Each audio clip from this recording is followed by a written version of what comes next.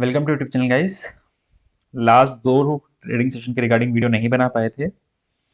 Okay, आज कोशिश करेंगे कि जो इवेंट्स हैं उनको थोड़ा जल्दी से कवर करें ताकि जो गैप आया बीच में उसमें थोड़ा ऐसा जो भी डेटा मैं बताना रह गया है उसको कंप्लीटली फिल करता हुआ चलो। ओके, तो सबसे पहले आते हैं, देखिए डाउ जोन्स पे जो यूएस का मार्केट है क्या इशू चल रहा है। यूएस के मार्केट पे आते हैं। देखिए लाइफ हाई बनने के बाद में काफी अच्छा वाला करेक्ट हुआ। आज जो उनके पावेल साहब हैं उनकी टेस्टिमनी भी है। देखना होगा कि वो क्या बोलते हैं इन्फ्लेशन को लेके, इंटरेस्ट रेट हाइक्स को लेके। इन्फ्लेशन वहां पे इशू है नो डाउट, और उस इन्फ्लेशन के चलते जो उन्होंने अपनी बैलेंस जो शीट है उसके रिडक्शन की बात की, इंटरेस्ट रेट हाइक्स की बात की है। पहले 3 का था लेकिन कुछ एनालिस्ट का कहना है कि अब 4 हाइक्स भी हो सकते हैं। तो वो थोड़ा सा इशू रहा यूएस मार्केट में। लेकिन अगर आप पुराने सारे बुल मार्केट्स को स्टडी करेंगे या जब रिसेशन आया उसके बाद लिक्विडिटी इन्फ्यूज की गई, उन सारी चीज़ों को स्टडी करेंगे तो आपको ये चीज़ समझ में आएगा कि बॉन्ड यील्ड बढ़ती हैं, उसके बाद में बैलेंस जो शीट है उसको रिड्यूस किया जाता है। उसके सामने ये प्रोसीजर है, करना भी पड़ता है, क्योंकि जब आप इजी मनी फेंकते हैं मार्केट में तो लिक्विडिटी डेफिनेटली बढ़ती है। ओके, सो उसको धीरे धीरे कब किया जाता है। और जो यूएस के मार्केट्स हैं उनकी कंपनीज के जो रिजल्ट आ रहे हैं वो बहुत ही जबरदस्त रिजल्ट हैं। तो फंडामेंटली कोई इशू नहीं है, इकोनॉमी की ग्रोथ काफी अच्छी चल रही है। तो इंटरेस्ट रेट को लेके देखिए इस थोड़े टाइम का पैनिक रहेगा, लेकिन इवेंचुअली मार्केट फिर ऊपर चलेंगे। ओके, सो ये रहा डाउ जोन्स। अभी क्या इवेंट है, पवेल साहब की टेस्टिमनी आनी है, तो उस पर देखना पड़ेगा कैसा क्या आउटपुट निकल के आता है, कैसा क्या बोलते हैं वो उसको लेके। बहुत ज्यादा इशू मुझे लगता नहीं। नेस्डेक क्यों गिरा, देखिए आप थोड़ा डीप में पढ़ेंगे तो आप लोगों को समझ में आएगा कि जो बॉन्ड यील्ड बढ़ती है तो उसकी वजह से ऑब्वियसली बिना कुछ करे भी कंपनीज हाई पीई की लगने लगती हैं, मतलब उनका वैल्यूएशन थोड़ा ज्यादा लगने लगता है ईपीएस की वजह से, अर्निंग पर शेयर की वजह से। क्योंकि यहाँ पे भी आपको आप ये समझिए 10 ईयर्स के बोल्ड पे जो रिटर्न मिल रहा था वो 1.5 से सीधा बढ़ के 1.8 तक पहुंच गया। तो 0.3 बेसिस बहुत ज्यादा होता है, बहुत बहुत बहुत बड़ा होता है बॉन्ड्स के फील्ड में। ओके, तो उस वजह से थोड़े जो हमारे टेक्नोलॉजिकल स्टॉक्स थे उनमें इशू आया है। तो क्या अगर बॉन्ड यील्ड बढ़ेगी मार्केट गिर जाएंगे? हमेशा ऐसा नहीं होता। ये भी कॉन्टिन्यूसली देखिए, अब ये एक बार मुझे लगता है 1.8 का हाई बना के रुक गए हैं। अब हो सकता है ग्रेजुअली यहाँ पे थोड़ा टाइम स्पेंड करें फिर ऊपर चले जाएं, लेकिन ये भी अच्छे मार्केट का ही एक साइन है। ओके, तो कोई इशू नहीं है। हाँ, शॉर्ट टर्म पेन रहेगा डेफिनेटली, लेकिन कोई इशू एज सच नहीं है। नेस्डेक पे आते हैं। आप नेस्डेक को देखेंगे तो आप ये समझिए बहुत टाइम बाद में एक अच्छा मोमेंटम वाला क्रैश आया, और मुझे लगता है बहुत अच्छी बाइंग अपॉर्चुनिटी थी।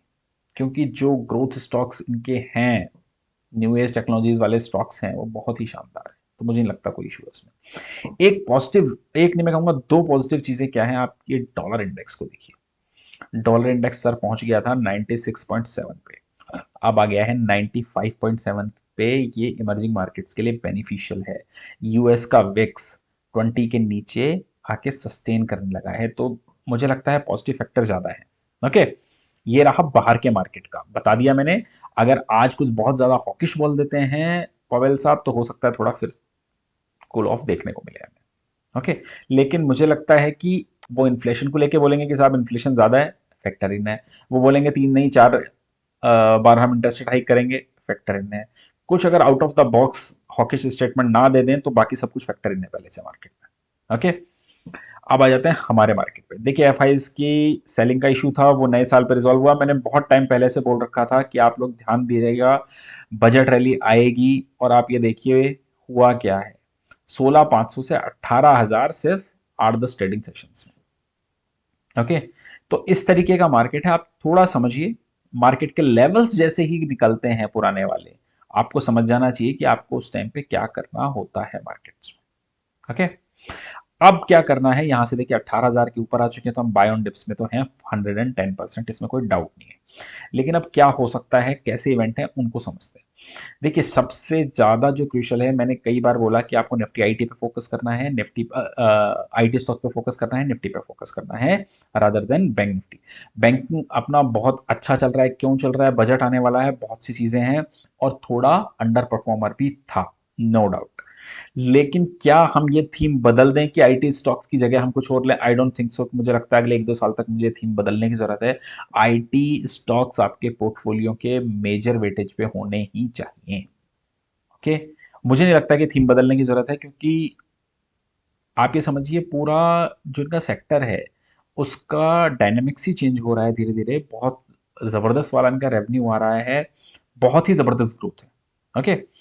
तो आईटी में क्या हो सकता है और निफ्टी में भी क्या हो सकता है, ये 2 पॉइंट समझते हैं एक बार के लिए। देखिए, आईटी में बहुत ही मिक्स्ड डेटा है। मैंने एक स्टॉक दिया था आपको, एचसीएल टेक।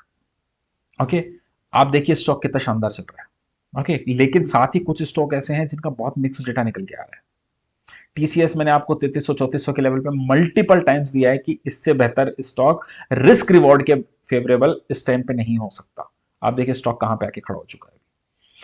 तो मिक्स डेटा है। अब आईटी में देखिए, कल के मार्केट के बाद में इनफी, टीसीएस, विप्रो तीनों के रिजल्ट है। अगर मार्केट को ब्रीदर लेना है, अगर मार्केट को यहां से इतना बढ़ने के बाद ब्रीदर लेना है, तो आईटी स्टॉक्स उसमें रोल प्ले कर सकते हैं अगर खराब रिजल्ट आया तो। ओके?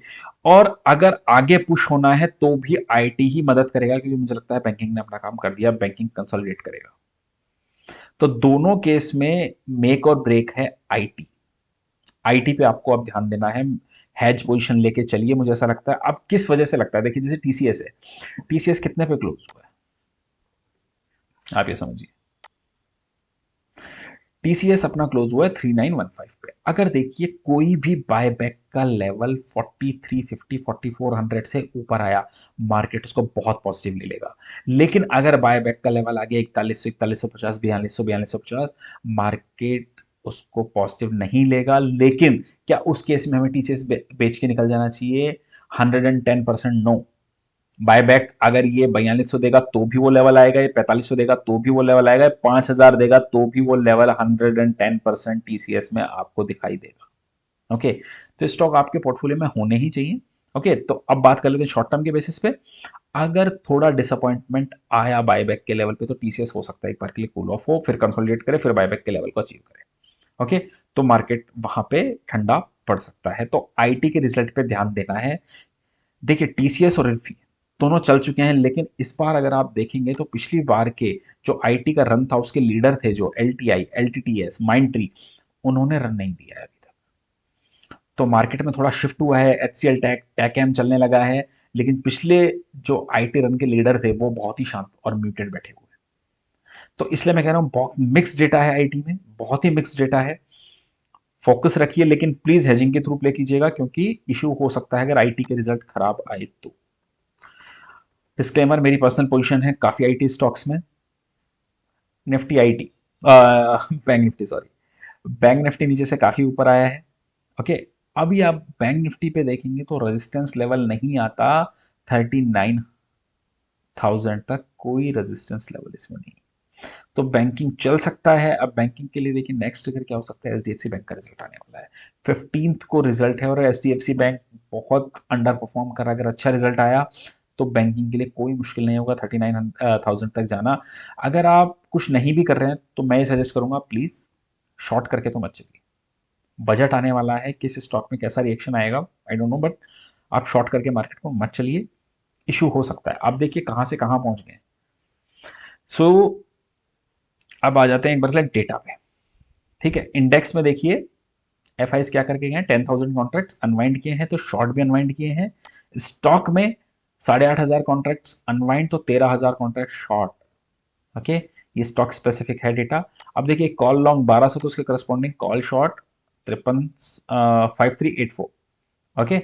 पुट लॉन्ग नहीं करके गए, लेकिन करस्पॉन्डिंग पुट शॉर्ट किया है 775 का। तो बहुत ही कम डेटा है। क्यों कम डेटा है? लोग आईटी के रिजल्ट्स का वेट कर रहे हैं। ये रहा। अब आ जाते हैं कौन कौन से स्टॉक्स पे ध्यान देना है, लेकिन उससे पहले एक स्टॉक में बात करना चाहूंगा आप सब लोगों से, डेल्टा को। डिस्क्लेमर, पर्सनल पोजीशन है, हमारे क्लाइंटों की भी पोजीशन है, टिप्स ग्रुप पे पोजीशन है, हमारे पीएमएस की पोजीशन थी, हमने प्रॉफिट बुक कर लिया। ओके? देखिए इस स्टॉक में आज क्या हुआ है। स्टॉक का रिजल्ट बहुत शानदार आया। रिजल्ट अच्छा आना था, उसमें भी कोई इफ एंड बट नहीं था, सबको पता था, क्योंकि मैनेजमेंट खुद ही आके बोल गया था N number of multiple business channels पे। जो मेन न्यूज है वो क्या है? मेन न्यूज़ आई है सर कि इनका जो ऑनलाइन गेमिंग है अड्डा 52, उसका आईपीओ ला सकते हैं। और मुझे लगता है कि मार्केट को इस न्यूज़ का इंतजार था, इस वैल्यू अनलॉकिंग का इंतजार था।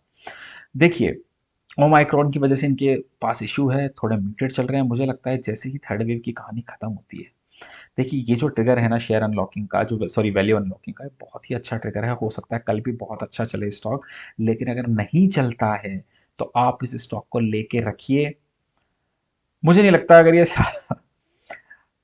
400 350 भी मतलब बहुत जल्दी हो जाए तो मुझे लगता नहीं कि कोई बड़ी बात होगी इस स्टॉक के लिए, क्योंकि वैल्यू अनलॉकिंग ट्रिगर्स जो होते हैं स्टॉक्स में वो बहुत अच्छा काम करते हैं।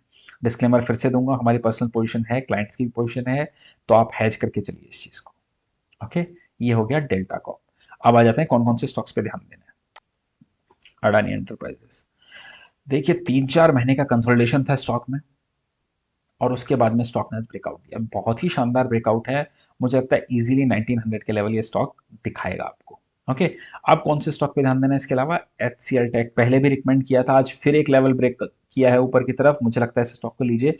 देखिए आप एक चीज देखिए, पहले मैंने आपको एक लेवल दिया था कितने का, 1285 से 1290 का, किस बेसिस पे, एक इन्वर्टेड हेड एंड शोल्डर बन रहा था। अब आप देखिए बहुत large inverted head and shoulder है, शोल्डर, हेड, शोल्डर, इसका टारगेट निकल के आता है सीधा सीधा करीब करीब 1600 से 1700 रुपए का।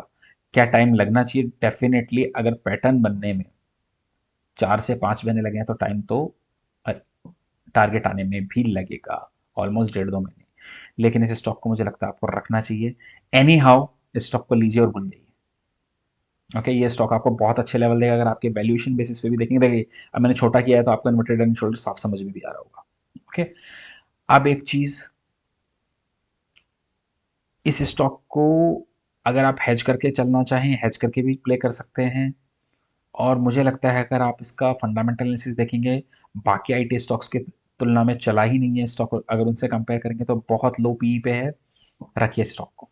तीसरा स्टॉक जो वीक साइड पे मुझे लगता है लग रहा है, आप देखिए इस स्टॉक में क्या हुआ है, पिछले जो पुराने लोज हैं वहां पे आके लेकिन बहुत ही हाई वॉल्यूम के साथ वहां है, तो मुझे लगता है, मैं बहुत ज्यादा वीकनेस की बात नहीं कर रहा हूँ स्टॉक में, लेकिन हो सकता है 630 635 का लेवल इस स्टॉक में देखने को मिले। ओके गाइस, आई होप आपको वीडियो अच्छा लगा होगा, अच्छा लगा है तो लाइक कमेंट और शेयर कर दिए guys. Thank you for watching.